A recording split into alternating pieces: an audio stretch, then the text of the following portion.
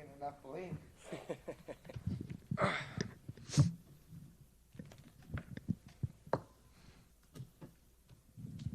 How are you guys feeling? Good. You guys seem a lot of it. Drew, over here. So you're coming into town as not the local favorite here. I mean, are you're prepared for that? You're welcome for that?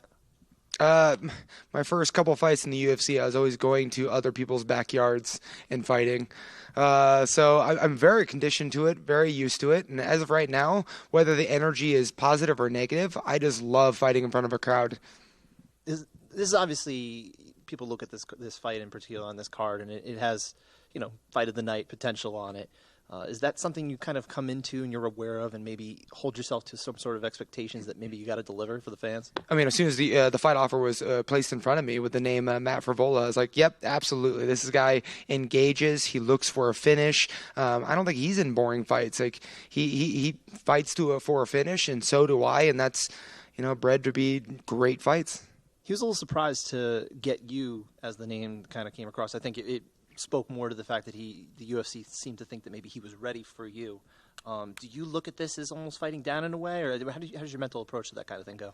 Absolutely not. I'm not above fighting anyone, and I think people without a number in front of their name are the most dangerous because they're hungry and they have something to prove.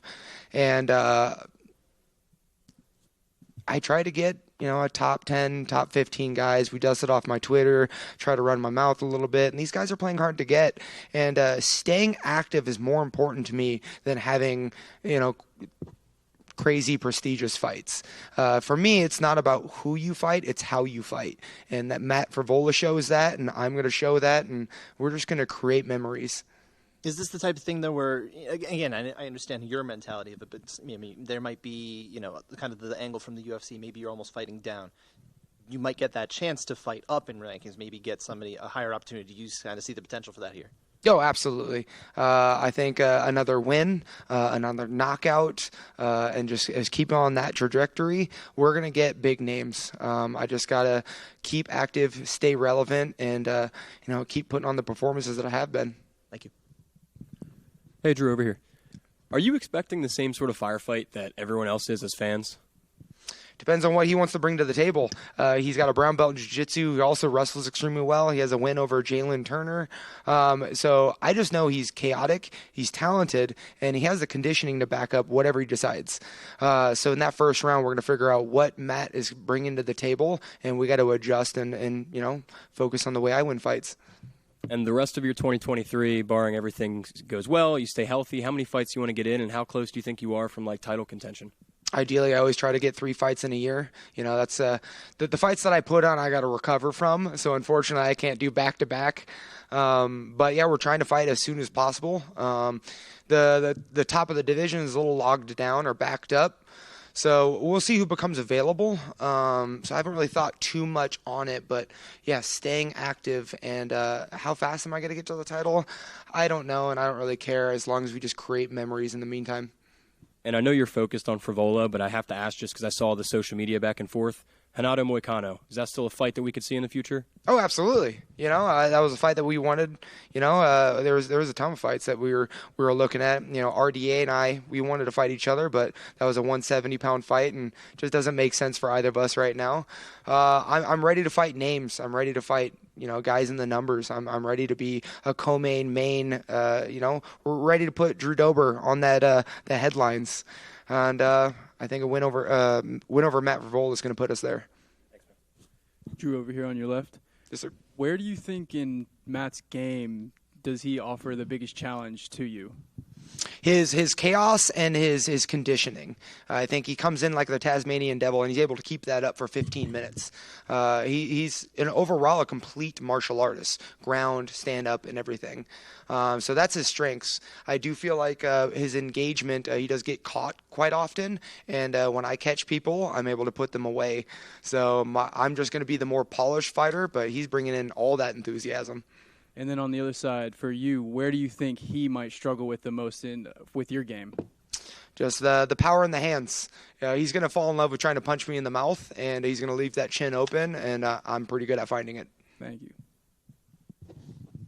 Drew, in front of you, I know you mentioned that the names don't really matter a great deal to you as much as the fights themselves. But is Paddy Pimblett still a name that interests you? Yeah, Paddy's name's great. It's fun. I feel like he's like the Jake Paul of the UFC right now. He's bringing in a lot of attention. But really, the opportunity that excites me the most, not his name, is that O2 Arena in London.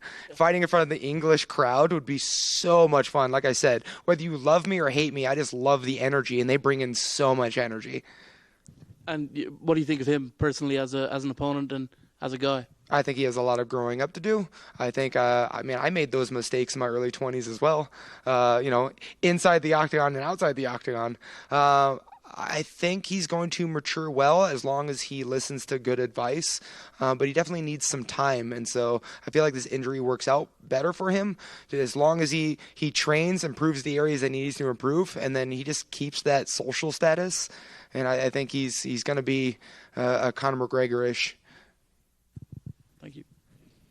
I'm curious, as a man who's so well put together, what was some of the dumbest and most immature things you did in your early 20s? I mean, do we see like the pictures of me of my UFC debut? I mean, the haircut was bad. I was out of shape. Like, man, I was doing the Patty diet for a little while too, and we had to like make 55 from coming down from 200. So yeah, like I did all of it, but luckily I stayed in the game long enough to bring the IQ with me, and so yeah, things are a little bit more smooth now. Drew, just one for you here. What would it mean to you to get a knockout in this fight and have sole possession of that lightweight KO record? I thought long and hard. It's really cool to see my name along a record, but honestly, it's not what I'm looking for, right? Because who I'm tied with is Dustin Poirier, and his resume is a little bit better than mine. So yes, knockouts, but knockouts on who? And these are the knockouts that I'd prefer. So we can subtract the number of knockouts as long as I get a big name fight and a big name knockout. That's what I would care about. Like getting a fight with him one day and knocking him out. I mean, absolutely. If like winning the number one knockout against the Dustin Poirier would be incredible. Having a win over Conor McGregor, and if Michael Chandler wants to swing hands, like these are the people that I want to knock out over. Just on that, you mentioned that you weren't really interested in the moment of moving up to 170. If the opportunity to fight Conor was there, I think you would probably do it, right? Oh, yeah, absolutely. I mean, I said I'd move up to 170 against RDA because a former world champion, why not? And I don't have to cut weight. Like, I would absolutely love that. But I don't think the UFC likes when people swap weight classes often, so I just take opportunities. Just wanted to get a prediction for the main event from yourself. Oh, man, that's going to be such a close fight.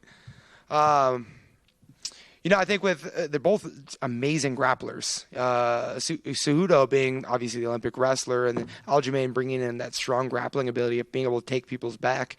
I think the significant attribute is going to be the size advantage, and I don't know if Henry Cejudo put on that athletic size in his retirement. So that's going to be the big thing, and I think Aljamain Sterling is going to be able to get it done by decision. Thank you so much, guys.